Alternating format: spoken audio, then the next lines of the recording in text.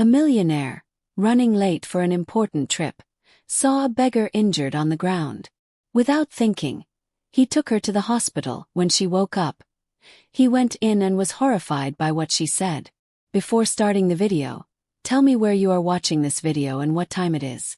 The city pulsed with urgency under the heavy gray of a rain-drenched sky. Umbrellas dotted the crowded sidewalks like a field of mushrooms, bobbing and weaving as their owners rushed to destinations too vital to postpone.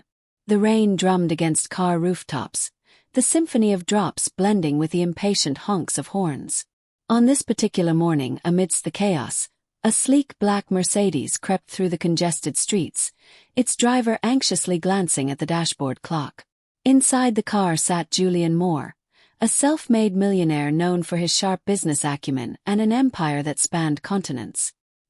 His tailored suit, crisp and unyielding, hugged his athletic frame like a second skin, while his gold cufflinks gleamed subtly in the dim light of the rain. Julian was a man who seemed to have everything: a reputation envied by rivals, an array of properties across the world, and a bank account that grew larger by the hour. Yet beneath the polished exterior lay a storm that mirrored the rain outside.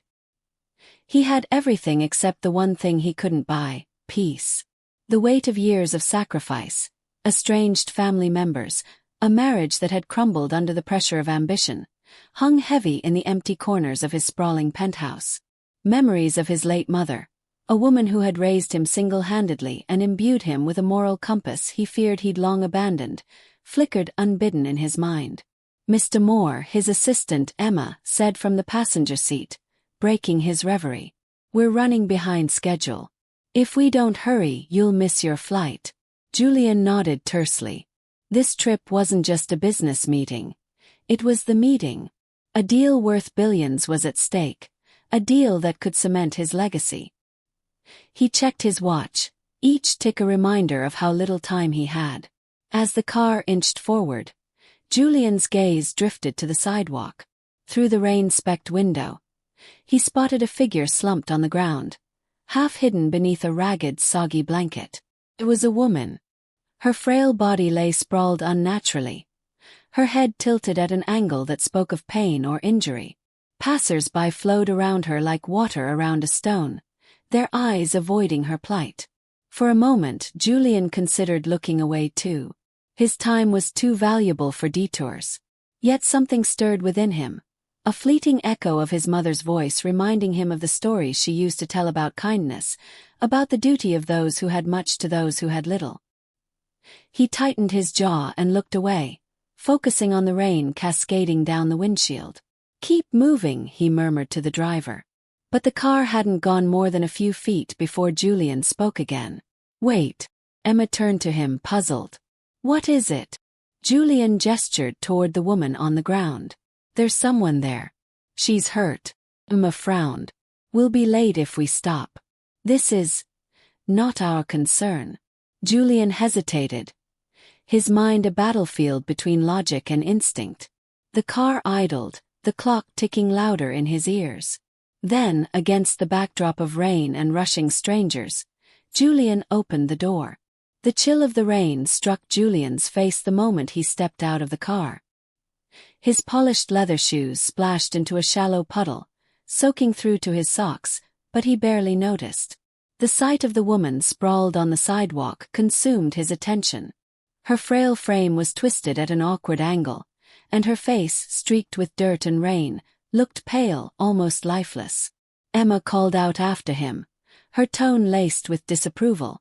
"Julian, this will throw everything off. Let someone else deal with it." Ignoring her, Julian crossed the sidewalk, the din of the city fading into the background.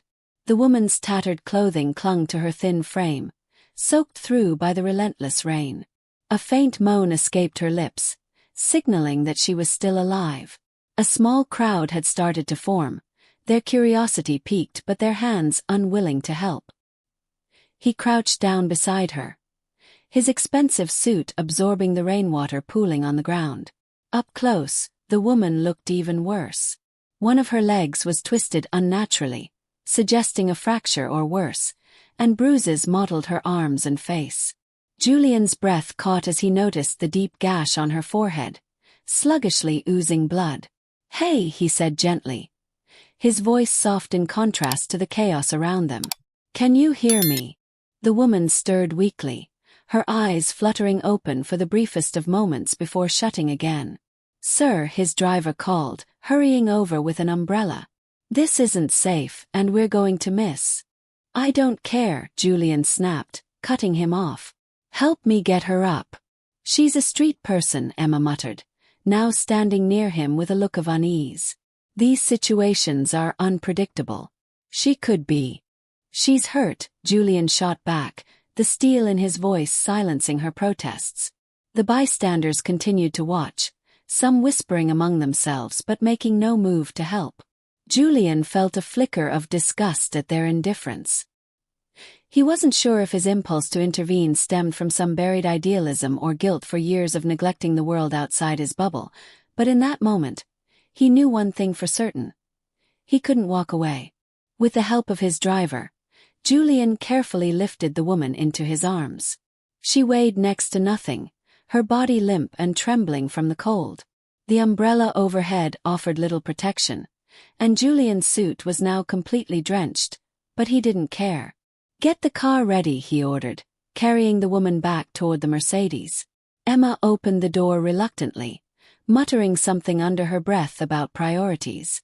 Julian gently laid the woman across the back seat, his hands lingering for a moment to ensure she was positioned comfortably. "Nearest hospital," he said sharply to the driver. "Now." As the car sped off, Julian leaned back in his seat, his pulse pounding.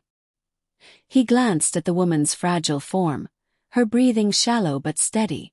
For the first time in years, his carefully controlled world had been disrupted, not by a business rival or a market crash, but by a complete stranger.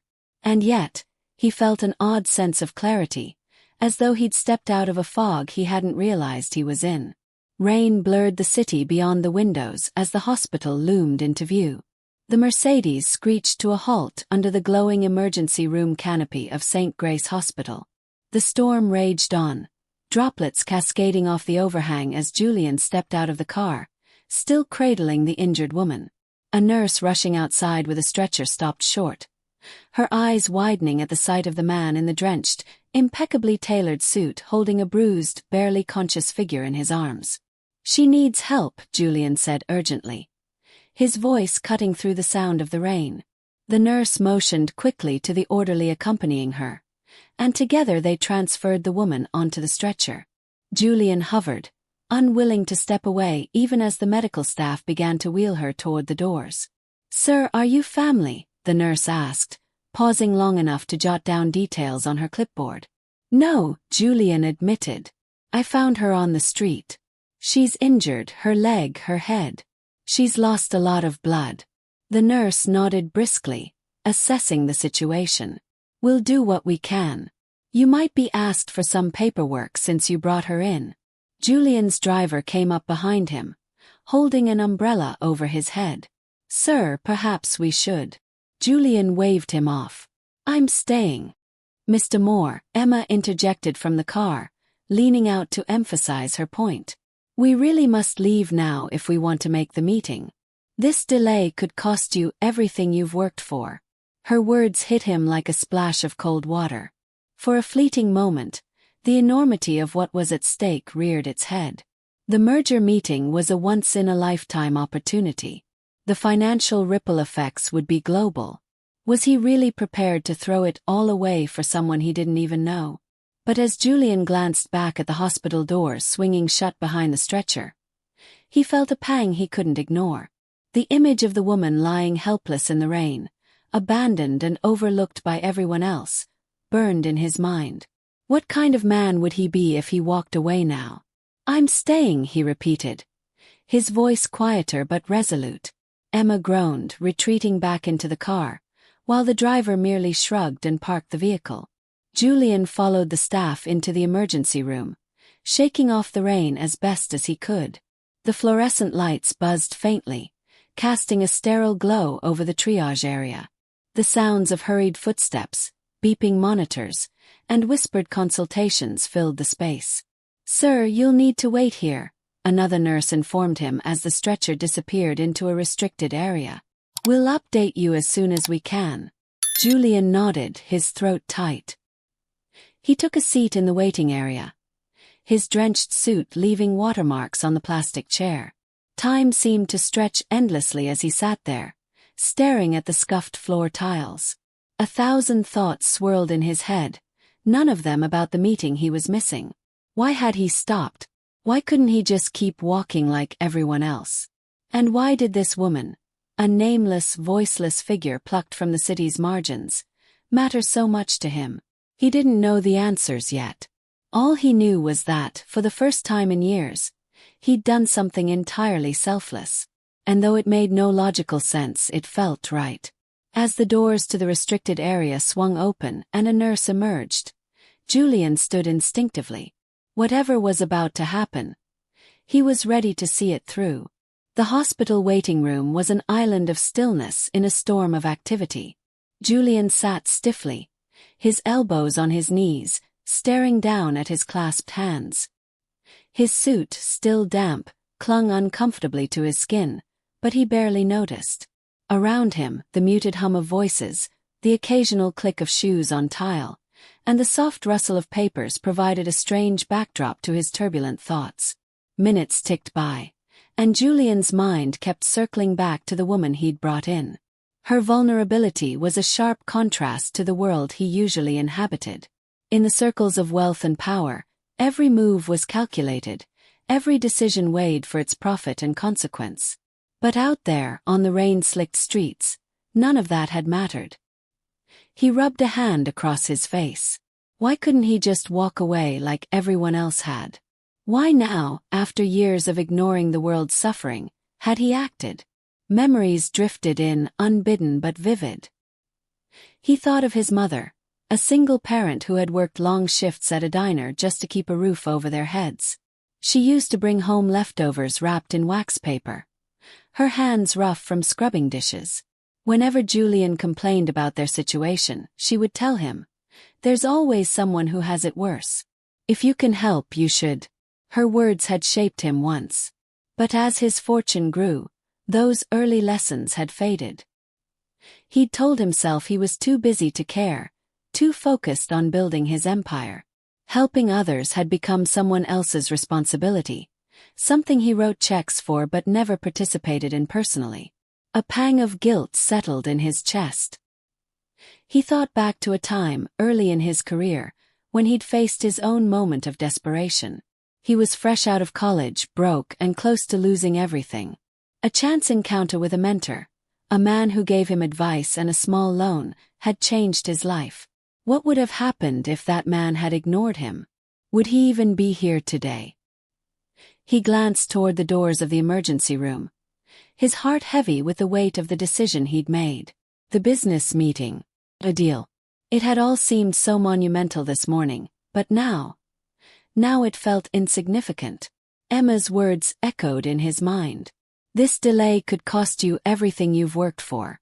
But hadn't he already lost so much? His marriage, his connection to his sister, the friends who had drifted away as his ambition consumed him. Perhaps he hadn't worked for everything he truly needed. He leaned back in his chair, his gaze drifting upward. The sterile ceiling tiles offered no answers, only reflections of his thoughts. He wondered if this woman, this nameless stranger, would even remember him if she pulled through. But in some ways it didn't matter. She had already stirred something in him he hadn't felt in years, a spark of the man he used to be. Just then, the nurse from earlier approached him. "Mr. Moore." He stood immediately.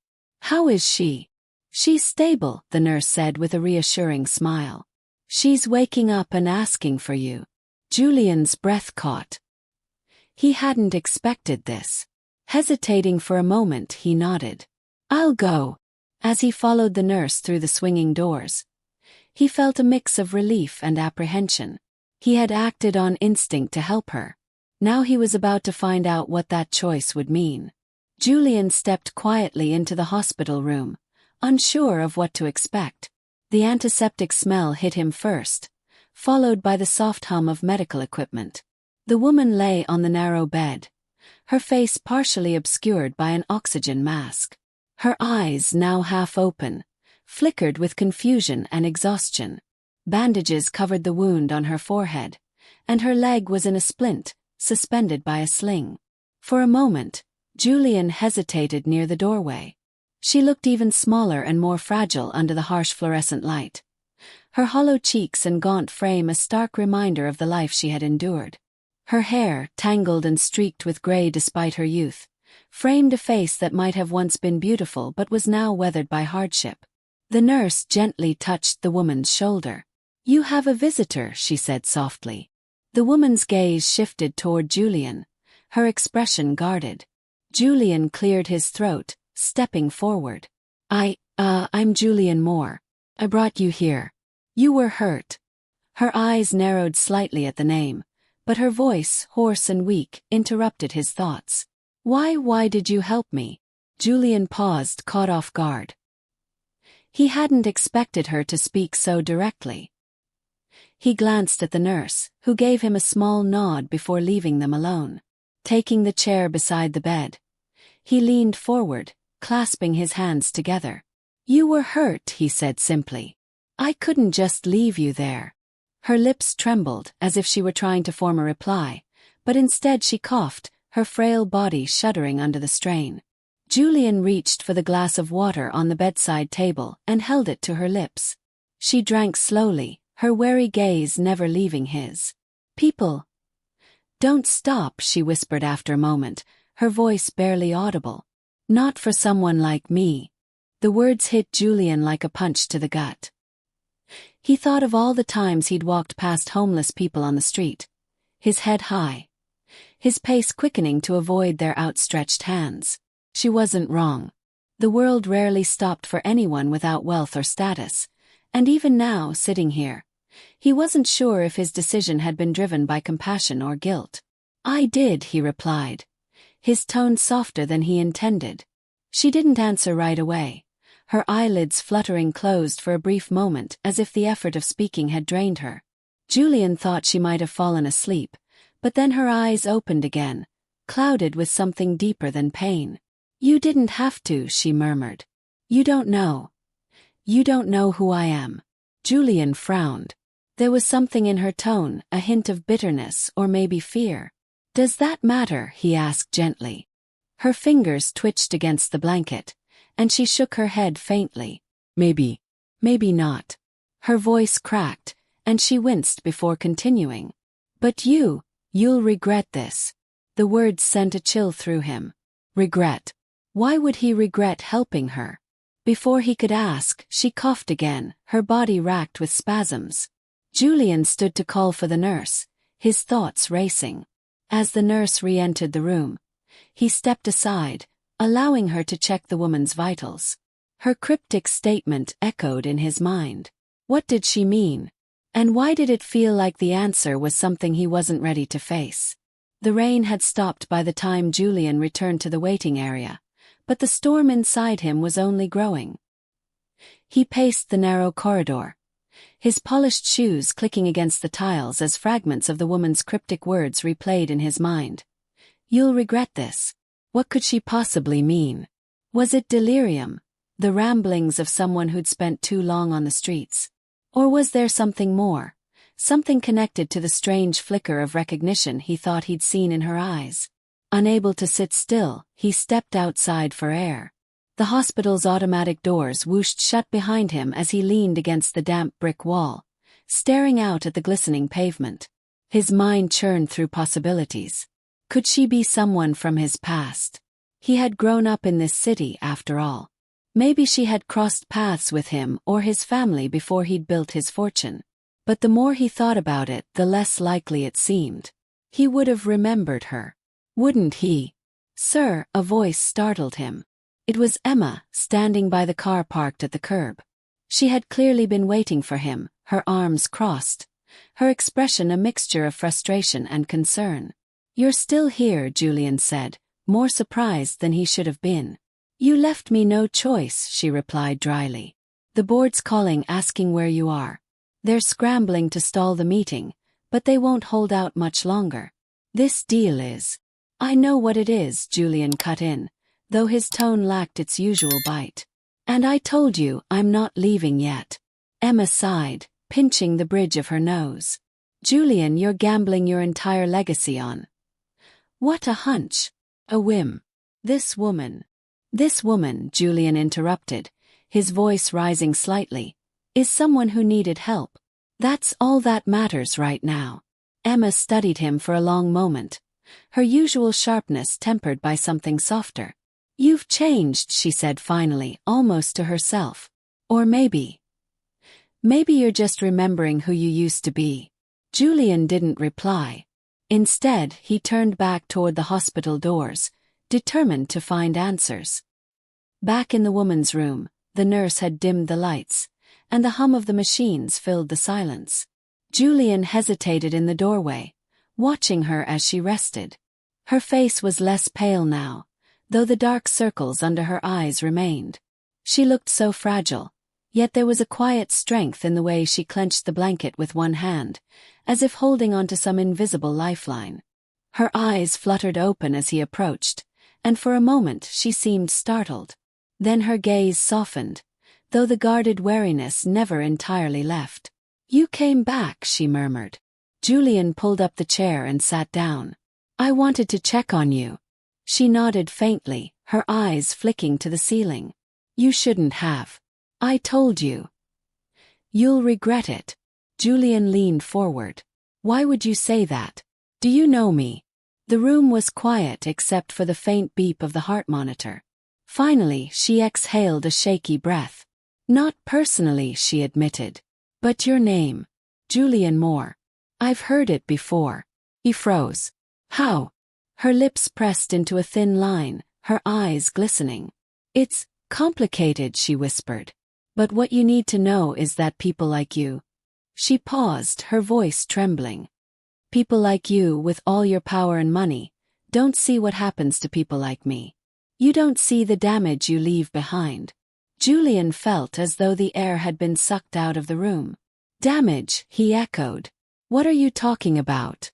She closed her eyes, as if summoning courage. I'll tell you everything, she said finally, her voice breaking. But first, promise me something. What is it? Julian asked cautiously. Her gaze locked onto his, piercing and unflinching. Promise you won't walk away when you hear the truth. The weight of her words pressed on him, heavier than he expected. Julian nodded slowly. I promise. The woman's fragile hands trembled as she reached for the glass of water beside her bed. Julian helped her lift it to her lips, waiting as she took a small sip. Then she set it down, her gaze distant. It all started with a decision you made, she said quietly, her voice like a knife slicing through the silence.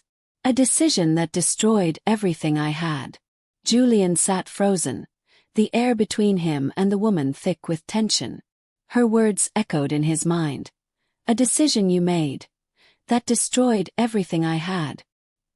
His chest tightened as her frail voice continued. It was 4 years ago, she began, her eyes fixed on the ceiling. I used to have a good life. Nothing extravagant but good. My husband Daniel and I. We had dreams. Small bakery downtown. We worked so hard, waking up at 3 a.m. to bake, keeping the shop open late to make ends meet. People loved us. Our bread, our cakes. We were part of the community. She stopped, swallowing hard as tears welled in her eyes.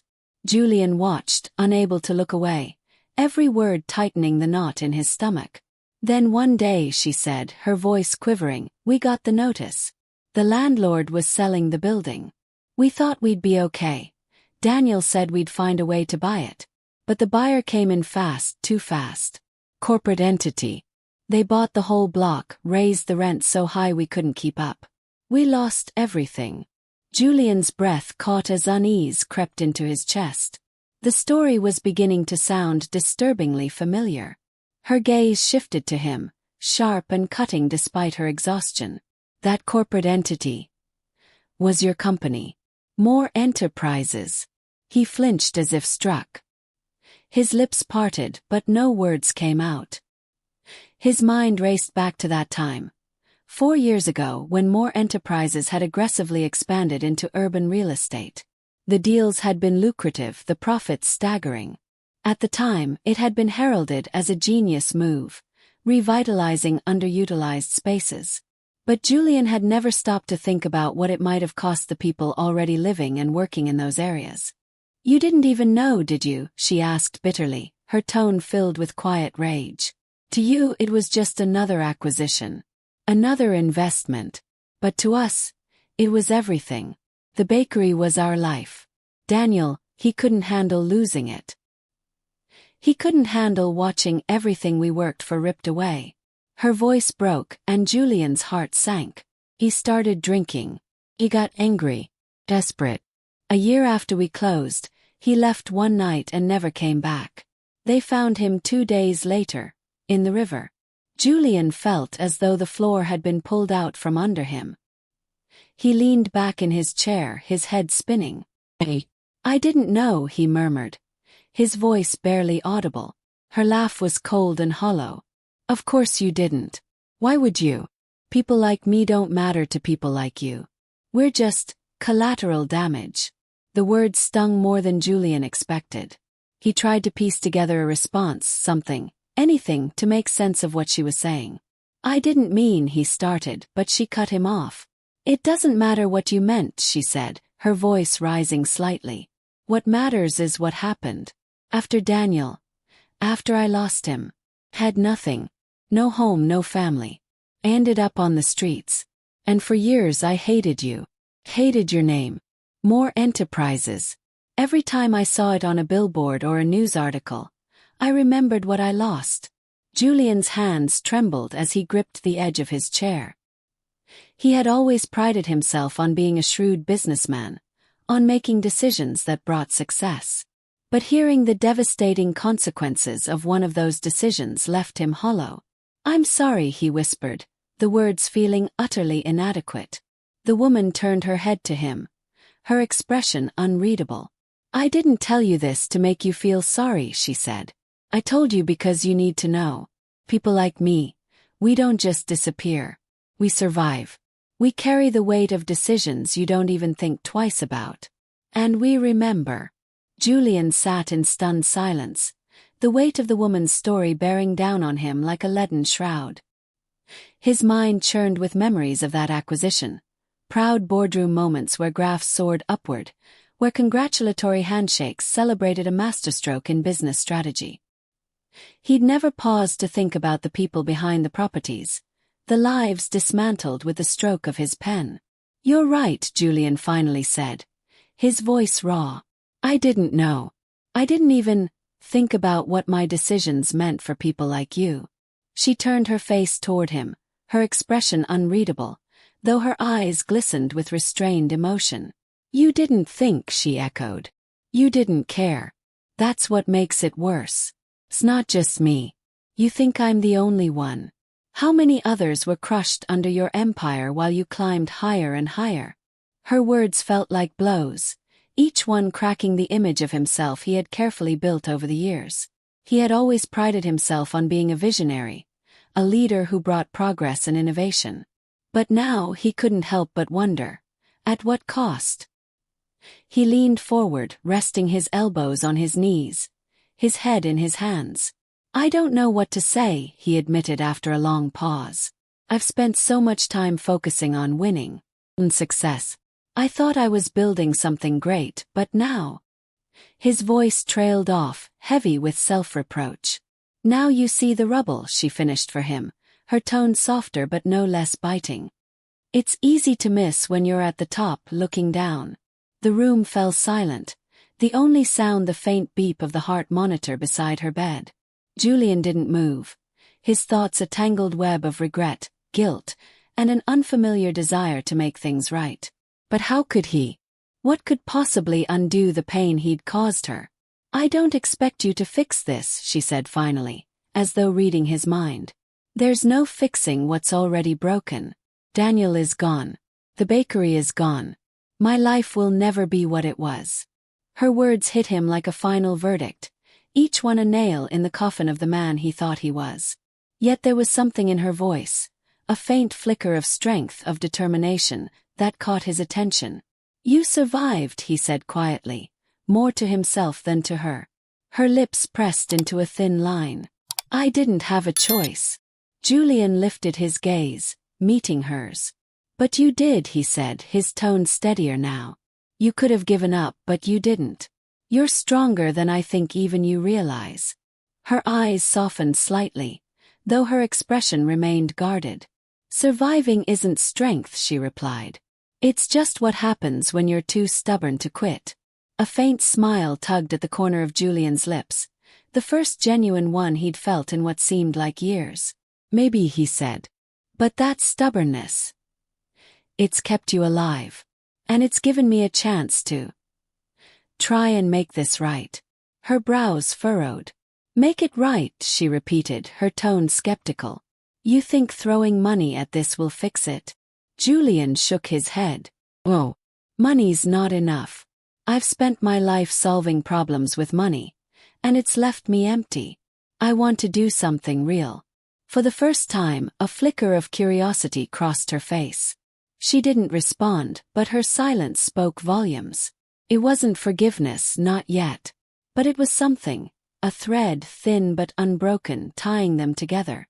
Julian sat back in the stiff hospital chair, the woman's wary gaze holding him in place.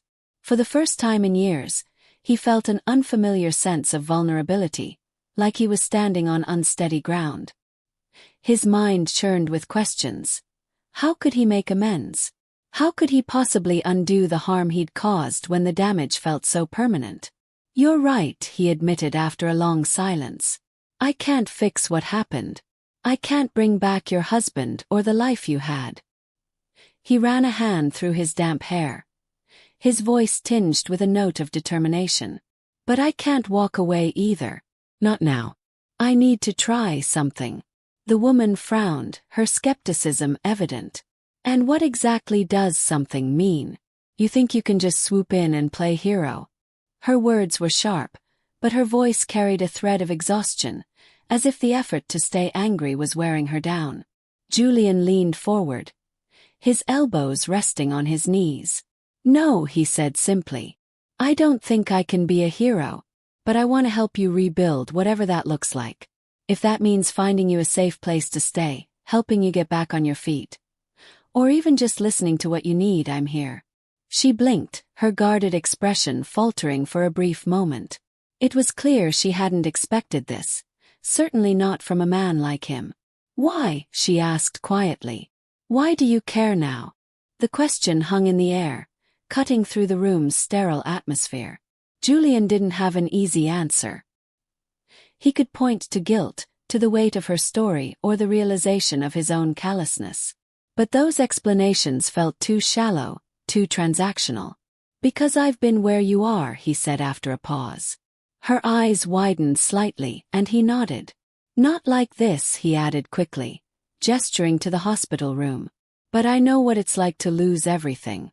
To feel like the world's stacked against you and no one's coming to help." For the first time, her expression softened. "How did you get out?" she asked, her voice hesitant. "Someone helped me," Julian replied simply.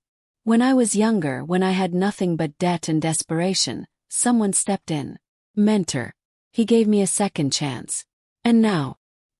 He trailed off, his gaze dropping to the floor. "Now I realize I haven't done enough to pass that on." She studied him for a long moment, the guarded wall in her eyes starting to crack. "You want to help me rebuild," she said slowly. "But what if I don't know how? What if there's nothing left to rebuild?" Julian shook his head. "You're still here. That's a start." The woman sighed, a mix of resignation and cautious hope. "I don't trust you," she admitted, her voice low but steady. "Not yet. But..." She hesitated, her fingers twitching against the blanket. "If you're serious, you can start by helping me find a way off these streets. A roof over my head. Some stability." Julian nodded, his mind already racing with possibilities. "We'll start there," he said firmly. "But I'm not just going to throw money at this. I want to make sure it's done right. For you. She let out a shaky breath, her lips pressing into a thin line. Don't make promises you can't keep, she warned. I won't, Julian replied, his voice resolute. This time I'm doing things differently. And for the first time in years, he felt the stirrings of something he hadn't expected. Purpose. The next morning, Julian returned to the hospital, carrying a change of clothes and a bag of essentials for the woman. She watched him warily as he entered her room, her distrust as tangible as the 4 line in her arm. The bruising on her face had darkened overnight, but there was a clarity in her eyes now, a faint spark of determination that hadn't been there before. I figured you might need these, he said, setting the bag on the chair beside her bed. She eyed the items suspiciously. You don't give up, do you? Not when it matters, Julian replied, his tone lighter than before. He pulled the chair closer and sat down, his elbows resting on his knees. The doctor said you'll need at least a week to recover fully, maybe more for your leg. In the meantime, I've started looking for a place for you. Her expression shifted, a mix of surprise and caution. A place. A safe place, he clarified. Somewhere you can stay while you figure out your next steps. There's a transitional housing program downtown. They help people get back on their feet. I've already spoken to the director. They have a spot for you if you're interested. She didn't respond immediately. Instead, she looked out the window, her fingers fidgeting with a hospital blanket. Why are you doing this? She asked softly, her voice barely audible. Julian exhaled slowly, leaning back in his chair. Because I should have done something sooner. I've spent so much of my life focused on myself, my success. And it's cost people more than I realized. You made me see that. Her eyes flicked to his, searching for something. Sincerity, perhaps, or weakness. Whatever she found, it made her shoulders relax ever so slightly. Fine, she said finally. I'll try it. But if this program doesn't work, I'm not going to pretend I owe you anything. I wouldn't expect you to, Julian said with a small nod. Over the next few days, Julian immersed himself in her recovery. He coordinated with the hospital social worker, researched support programs, and ensured that every detail, down to the bus pass she'd need to get to appointments, was accounted for. At first, the woman, who finally introduced herself as Lila, remained distant, her gratitude tempered by mistrust. But slowly, she began to soften. One evening, as they sat in the hospital room going over paperwork for the housing program, she glanced at him and asked, Do you do this for other people? Or am I just some project? Julian paused, the question catching him off guard. I've donated to charities before, he admitted. But honestly, no, I haven't done anything like this before. Lila smirked faintly. Figured. But I want to, he added, his voice steady.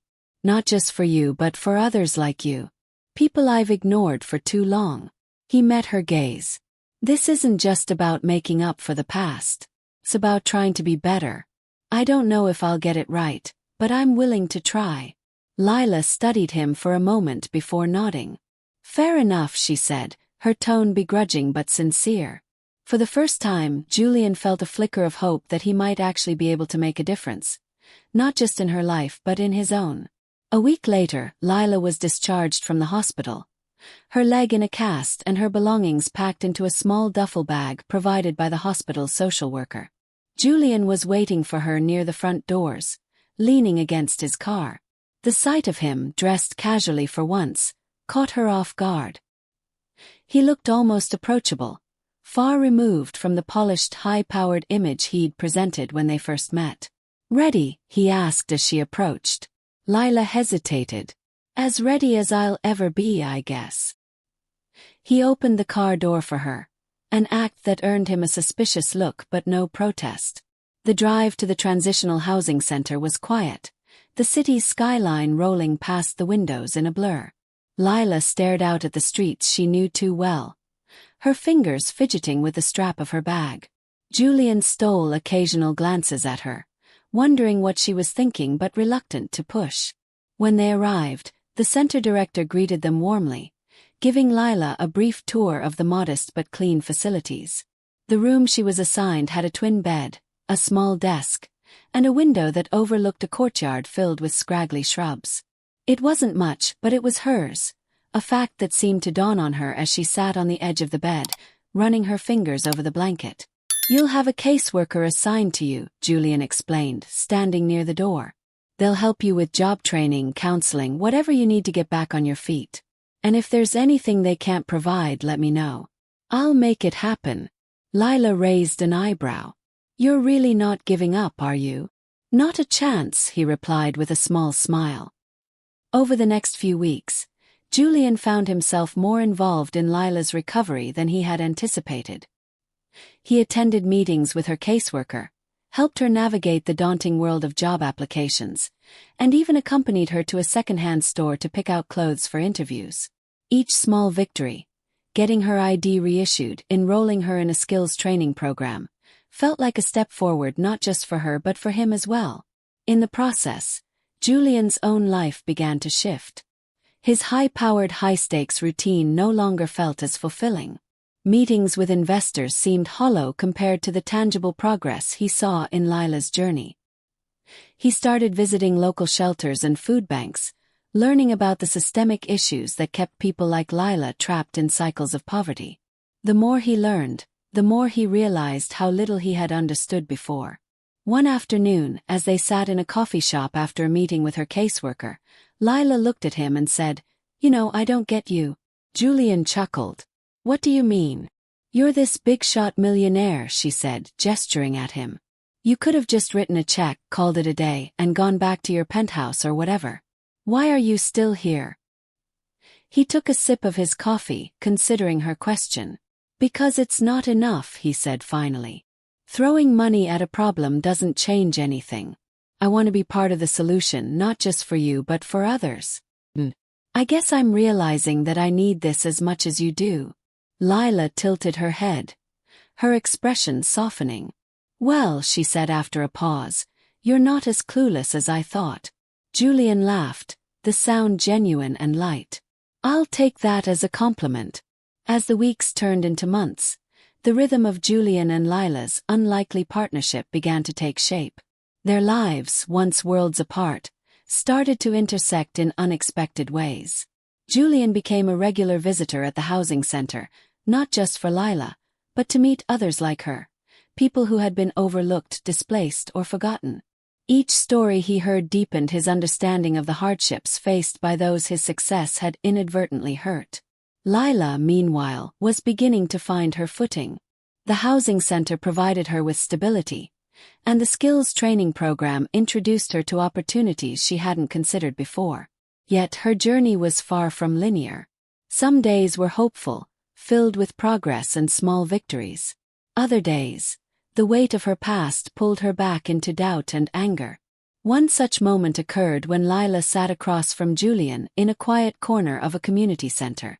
They were filling out paperwork for a small business grant program she'd expressed interest in, though her enthusiasm had waned. "I don't know why we're doing this," she muttered, tossing the pen onto the table. "It's not like anyone's going to take me seriously." Julian leaned back in his chair, regarding her with patience. "Why wouldn't they?" She let out a bitter laugh. "Because I'm nobody. A homeless woman who couldn't even keep her husband alive. Who's going to believe I can run a business again?" Julian's expression softened. "Lila," he said, his voice steady, "you built something once. That bakery wasn't just a shop. It was a place where people came to feel at home. I believe you can do that again. The question is, do you?" She stared at him, her eyes glistening with unshed tears. For a moment, the raw vulnerability in her gaze made Julian wonder if he'd pushed too far. But then she picked up the pen, her grip firm. "I don't know," she admitted quietly. "But I guess there's only one way to find out." The bond between them continued to grow, forged in moments like these. They didn't always see eye to eye. Lila's independent streak clashed with Julian's tendency to take charge, and her guarded nature often made him second-guess his approach. But over time, a mutual respect began to replace their initial wariness. One evening, as they walked through the park near the housing center, Lila glanced at Julian, her expression thoughtful. "You know," she said, "you're not what I expected." Julian raised an eyebrow. "Is that a good thing or a bad thing?" "A bit of both," she replied with a smirk. "I thought you'd get bored of this, of me, once the novelty wore off. But you've stuck around. That's surprising." He smiled faintly, his hands tucked into his pockets. "It's not a novelty, Lila. Perspective. You've given me a chance to see things differently. And honestly, I think I needed that more than you needed me." Her steps slowed and she looked at him, her expression unreadable. "Maybe," she said softly. "But I think we're both figuring out how to start over." Their growing bond wasn't just about shared experiences. It was about transformation. For Lila, it was the rediscovery of her resilience and the spark of hope she'd thought she'd lost forever. For Julian, it was the realization that his wealth and influence could be a force for good, not just for profit. Together they were rebuilding, not just lives, but a sense of purpose neither had expected to find in the other. Months later, the sun dipped low over the city, casting a warm golden hue on the streets below. Julian stood at the edge of a bustling community event, a street market in a revitalized part of the city. Laughter and chatter filled the air, mingling with the aromas of fresh-baked goods and the distant hum of live music. Julian smiled faintly as he watched families wander from booth to booth, their hands filled with food and small crafts. In the center of it all was Lila. She stood behind a stall adorned with pastel-colored signage, Lila's Hearth Bakery. A small crowd had gathered, their enthusiasm evident as they sampled her pastries and chatted with her about recipes. She looked different now, still herself but stronger. Her eyes carried the weight of her experiences, but they also held a spark of determination, of pride. Julian had seen the transformation unfold piece by piece, and yet the sight of her now filled him with a deep sense of awe. She'd come so far, and though he'd been a part of her journey, it was clear that her strength had been the driving force. "She's incredible, isn't she?" a voice said from beside him. Julian turned to see Emma, his longtime assistant, who had insisted on joining him at the event. She crossed her arms, a rare smile tugging at her lips. "When you first got involved with her, I thought you'd lost your mind. But now, maybe you were onto something after all." Julian chuckled.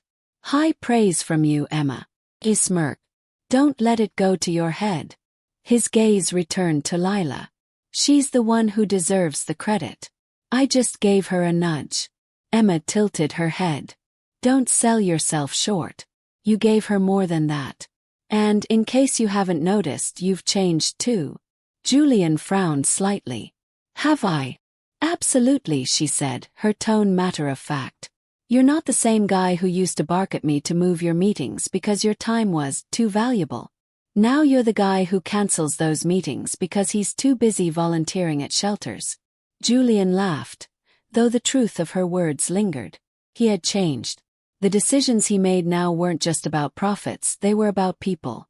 After helping Lila, he'd shifted his focus to community projects, funding programs for housing, job training, and small business support. It hadn't been easy. His board of directors had pushed back, questioning the return on investment. But Julian had stood firm, and in doing so, found a purpose that felt richer than anything money had ever given him. As the sun dipped lower, Lila spotted Julian and waved him over. He excused himself from Emma and made his way to her stall. "Here," Lila said, handing him a warm loaf of bread wrapped in parchment paper. "On the house." Julian raised an eyebrow. "You're going to run your business into the ground giving freebies to people like me?" She shrugged with a grin. "Consider it a thank." He accepted the loaf, holding it for a moment before meeting her gaze. "You're the one who did this, Lila. You built it." "Yeah," she said, her voice soft. "But you reminded me that I could." The weight of her words settled over him, filling him with quiet pride. Together, they had proven that second chances weren't just possible, they were powerful. Lila's bakery quickly became more than just a business. It was a sanctuary, People came not just for her pastries, which earned rave reviews from locals and food critics alike, but for the warmth that radiated from the place itself. Her small team, made up of other women and men who had experienced homelessness or hardship, thrived under her leadership. She made sure they knew they mattered, that they had a stake in the bakery's success. One evening, Lila sat behind the counter, her apron dusted with flour, flipping through a notebook where she kept ideas for new recipes. The day had been busy, as usual, but it was the kind of busyness that felt rewarding, not overwhelming. The bell over the door jingled, and Lila glanced up to see Julian entering, a bouquet of flowers in hand. "You're late," she teased, a smirk tugging at her lips. "Traffic," Julian said with a shrug, setting the flowers on the counter. "Congratulations, by the way. I heard you broke your sales record this month." Lila rolled her eyes. "You probably heard it from that reporter who came snooping around earlier. I told him I'm not interested in being anyone's headline." "You might not have a choice," Julian replied with a grin. "People love stories like yours. It gives them hope." Lila paused, her expression softening. "Hope," she murmured. "Funny how that works. There were days I didn't think I'd ever feel it again. But now." She glanced around the bakery, at the photographs on the wall and the shelves lined with fresh bread. "Now it feels like I have something to give back." "Maybe that's the whole point," Julian said. "Finding hope so you can pass it on." Across town, Julian was busy doing the same. The changes he'd implemented at more enterprises had started to take root. The company had begun investing in affordable housing developments, creating spaces where displaced families could rebuild their lives. He'd also launched a mentorship program for entrepreneurs from underserved communities, inspired by Lila's determination to make her bakery a success. These initiatives weren't universally celebrated. Some shareholders accused him of diluting the company's focus, prioritizing social good over profit margins. But Julian stood firm, his resolve strengthened by the countless stories he'd encountered since helping Lila. To him, the returns weren't just measured in dollars, they were measured in lives transformed. One evening, after presenting his plans for a new community fund at a shareholders' meeting, Julian returned to his office and found a letter waiting on his desk. The handwriting was uneven but familiar. It was from Lila.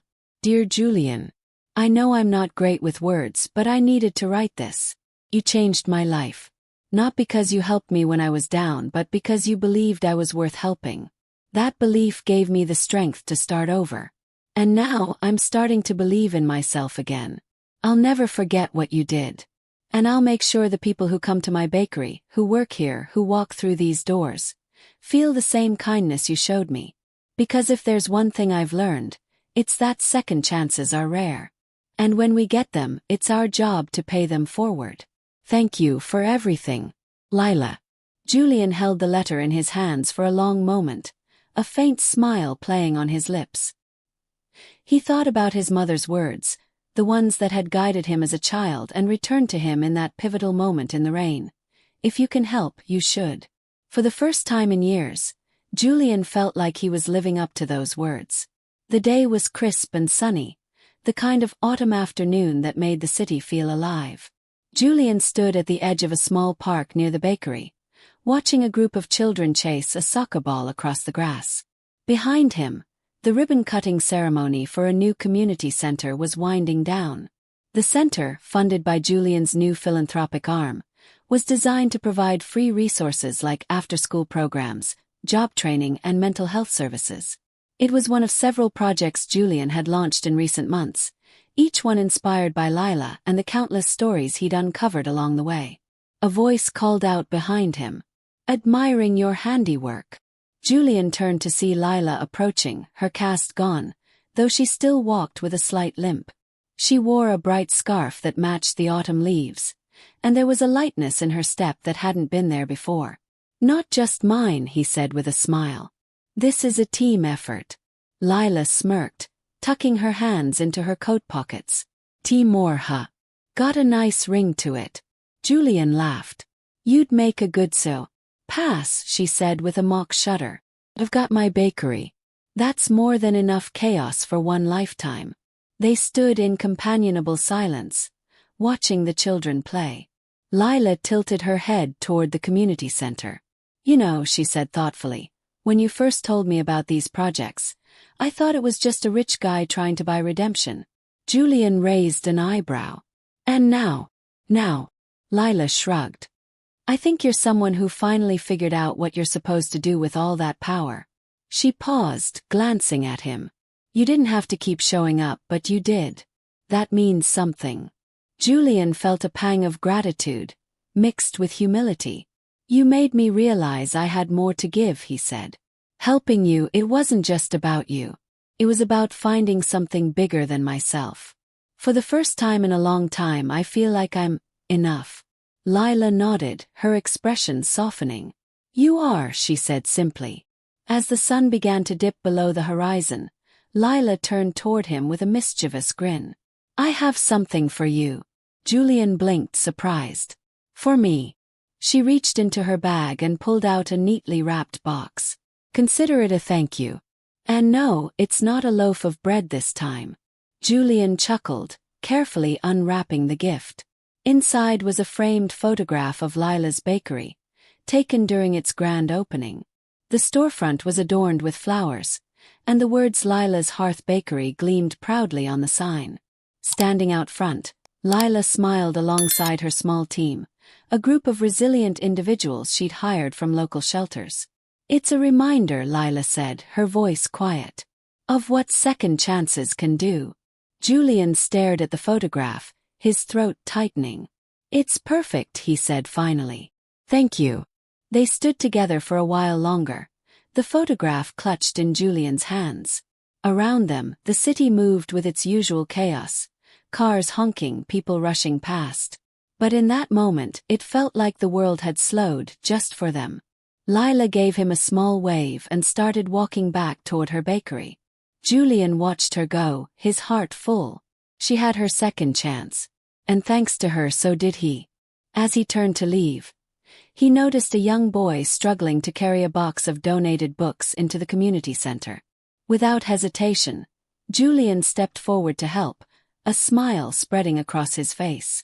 Because if there was one thing he'd learned, it was this. Every act of kindness, no matter how small, had the power to change a life.